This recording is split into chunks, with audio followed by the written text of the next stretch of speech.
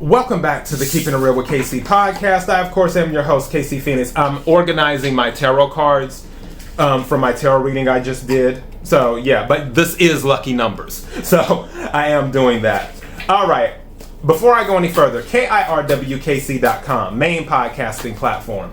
This podcast is carried on Apple, Spotify, Google, iHeartRadio, Pandora, Overcast, Bullhorn, Amazon Music, Audible, and several other podcasting platforms. Please feel free to listen to this podcast on whatever platform is most convenient for you. KIRWKC on all the social media platforms.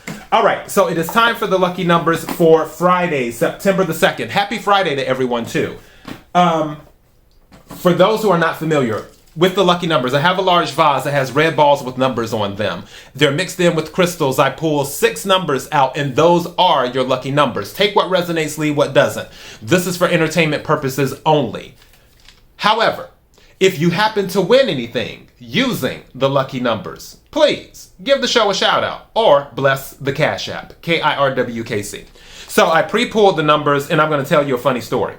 When I got to the second number, I heard a number in my head, and I was like, okay, I need to write this down.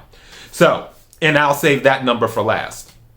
So, starting now, 50 as in 50, 56, 43, 63, 65, 21.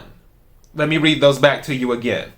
50 as in 50, 56, 43, 63, 65, 21. Now, the number that I heard in my head by the time I got to the second number was the number 62.